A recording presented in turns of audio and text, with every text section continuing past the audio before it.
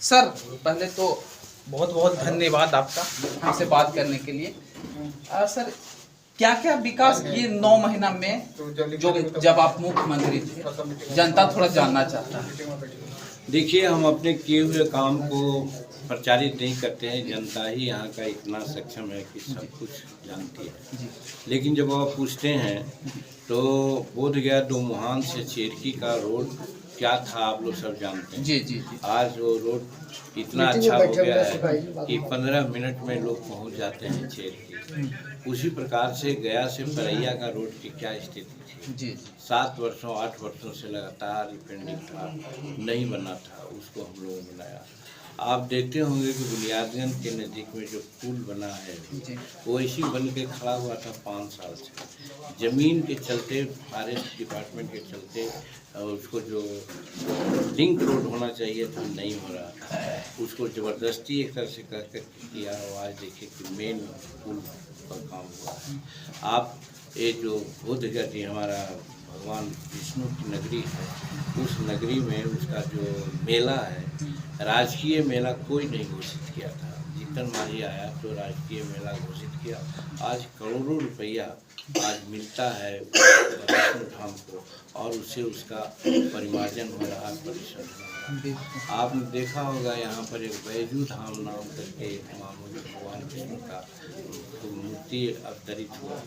उसको tourist point of view से उसको आगे बढ़ाने का काम किया और आज वहाँ करोड़ रुपया खर्च होता है और आज चमन रोड भी वहाँ से झेरकी से लेकर के बुलवा तक के जो बना वो उसी संदर्भ में बनाया गया। आपने ठीक ही कहा, IIM जो यहाँ बना है मगध यूनिवर्सिटी का, उसका उससे परिष्कृत रूप है, उससे कहीं बेहतर। हाँ, उससे कहीं बेहतर है। और कल हमने पेपर में देखा कि 265 छात्र छात्राओं का प्लेसमेंट हुआ। माने हमारे जितने भी बच्चे फर्स्ट ईयर में पढ़ रहे थे सबकी नौकरियां लग गई।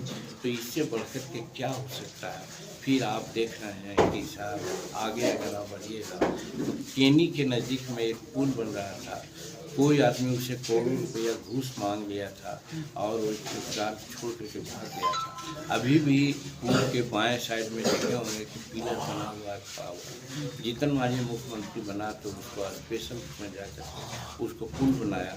आज बेला से खियसराय की दूरी मात्र 15 मिनट की रास्ता है। फिर आप आगे जाइए तो सुल्तानपुर एक बस्ती है जहाँ पर नालंदा जिला से और जगहों से लाखों लोग जाते हैं भगवान शंकर के मूर्ति की पूजा करने के लिए। खास करके श्रावण में मरते थे 7-7 आदमी, 8-8 आदमी मरता था। वहाँ पर भी पुल बना दिया और वो पुल बन गया तो आज देखिए कि लोग आ जा रहे हैं। आप गया से मोहनपुर का रोड आप देखते होंगे कि एकदम खराब स्थिति में था, आज उसको बना दिया तो गया से मोहनपुर का रोड बना हुआ।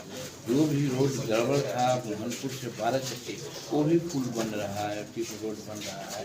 तो इस तरह से गया में बहुत हो रहा था, उसमें जाम की व्यवस्था है। तो गया में हम ट्रैफिक DSP की पोस्टिंग कर दिया। आज सब डिवीजन यहाँ एक DSP यातायात करता है। आपको बोध गया में एक यातायात थाना का इंतजाम एक है। हमारे दिमाग में ये सारी बातें हुई तो हमने किया, कुछ मौका मिलता तो और हम करने जा रहे थे। क्योंकि सोन नदी से फल्गु में पानी गिराने का प्रयास कर रहे थे, वो नहीं कर सके। 700 करोड़ रुपये सम्मान। नदी के दोनों किनारे पर पक्की सड़क होती, गया के लोगों को आने जाने में जो दिक्कत होती है, ट्रैफिक से मदद हो जाता है। वो भी मेरे दिमाग में है कि वो मेरी पूर्ण इच्छा रही है, उसको हम पूर्ण कराने का प्रयास करेंगे। इस तरह से अनेकों काम हुआ है और करने वाले हैं। तो कहने का मतलब है कि हम लोग राजनीतिक जीवन ही काम के लिए हुआ है, काम किया है। आज मौका हमको मिलेगा तो जो भी काम और परिचित है उसको हम लोग करेंगे। आपको मैं ये कहना चाहता हूँ कि जो आप विष्णु धाम है और यहाँ भगवान बुद्ध का धाम है, ये दोनों को अगर कॉरिडोर के रूप में डेवलप कर दिया जाए तो आज ताज कॉरिडोर है। आज अयोध्या तो मुझे संसार में नाम कमा रही है और वहाँ करोड़ रुपया डेली बरसता है और संसार का एक टूरिस्ट पॉइंट बन गया है।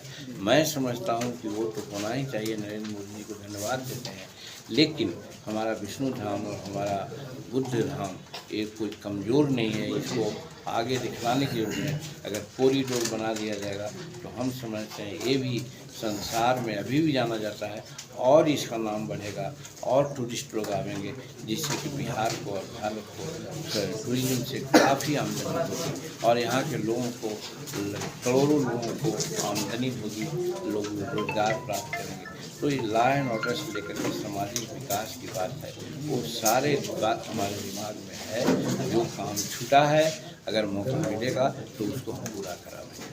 सर एक और मुद्दा है सर कि बिहार में गया में जमीन तो बहुत सारा पड़ा हुआ है सर, वहाँ पर अगर आप चाहें बड़े मंत्री हैं, सभी लोग आपको आदर भी करते हैं, तो वहाँ पर फैक्ट्री का व्यवस्था हो सकता है। देखिए इस माने गया जिला के ग्रामीणों से क्या कहना चाहेंगे? इस माने में बात सही है कि बिहार में पलायन की स्थिति बहुत बढ़ गई है और हमारे लोग बाहर जा कर के अपना रोजी रोटी का इंतजाम करते हैं। अगर इंडस्ट्रीज यहाँ रहे तो खास करके दक्षिणी बिहार में इंडस्ट्री का बहुत बड़ा स्कोप है, चाहे जंगल आधारित कृषि हो, कृषि आधारित हो, ये सब हो सकता है।